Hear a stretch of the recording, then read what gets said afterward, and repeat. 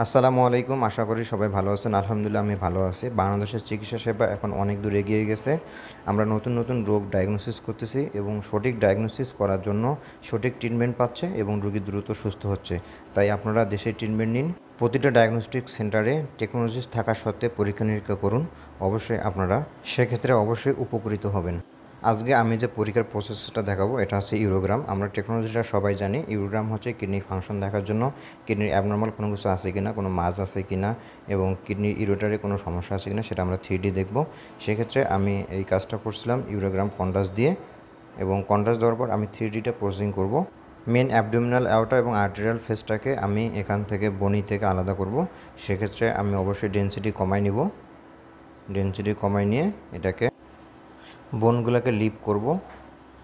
Lip করার পরে দেখে হচ্ছে না, আবার একটু ডেনসিটি কমাই নেব এবং একটা একটাকে ধরবো এবং বোনগুলোকে লিপ করব।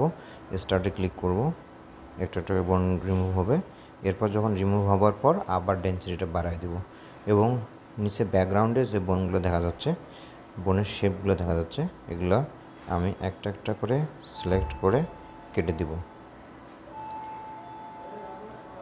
এভাবে কেটে দিলে আমার আর্টেরিয়াল ফেসটা অনেক সুন্দর দেখা যাবে 3Dটা। আবার নিচের দিকে যে ব্যাকগ্রাউন্ডে যে ভার্টিব্রার যে এগুলো দেখা যাচ্ছে, এই ডেনসিটিগুলো উঠাই দেবো। একটা একটা করে ধরবো আর ডেনসিটিগুলো তুলে দেব। এভাবে হয়ে গেলে দেখা যাবে যে একটা সুন্দর 3D আসবে এবং এই 3Dটা সেভ করলে অনেক সুন্দর ভিউ দেখা যাবে। আমি এভাবে ধরতেছি আর একটা একটা করে কেটে দিচ্ছি। ডেনসিটি একটু কম বেশি হওয়ার কারণে এগুলা সেইভাবে লিভ হয়নি, ম্যানুয়ালি হয়নি। বড় মেশিনে এগুলো অটোমেটিকলি হয়ে যায়, কিন্তু কিছু কিছু মেশিনে এগুলো ম্যানুয়ালি করতে হয়। হয়ে যাওয়ার পর এটাকে আমি নিচে ব্যাকগ্রাউন্ড বনি শেপটা কিছুটা রেখেই দেবো, তাহলে কিডনির শেপটা, কিডনির অবস্থানটা সুন্দর দেখা যাবে। আমি এটা এখন শেপ দিয়ে নিয়ে নিলাম। বাস, আমার আর্টেরিয়াল ফেসটা 3D হয়ে গেল। আর্টেরিয়াল ফেস 3D হয়ে গেছে। এরপরে আমি দেখাবো কিভাবে ইউরেটারের এটা ট্র্যাকিং করব। সেমভাবে এটা ধরবো, কাট দিব, কাট করব, দুই পাশ থেকে কাট করে নিব এবং সুন্দর একটা শেপ আসলো।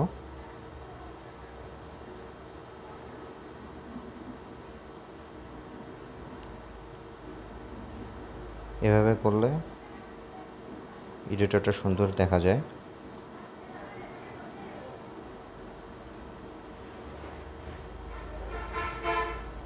এক্ষেত্রে ইউরেটারে কোনো ব্লকিং আছে কিনা, হাইড্রোনেফ্রোসিস আছে কিনা, কোনো স্টোন আছে কিনা সুন্দরভাবে দেখা যাবে।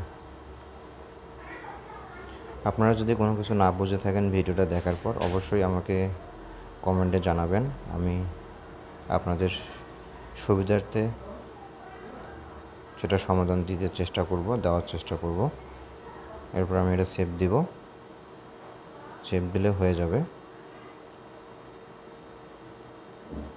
আপনারা অবশ্যই লাইক, কমেন্ট এবং শেয়ার করে আমার পাশে থাকবেন নতুন নতুন ভিডিও পাওয়ার জন্য।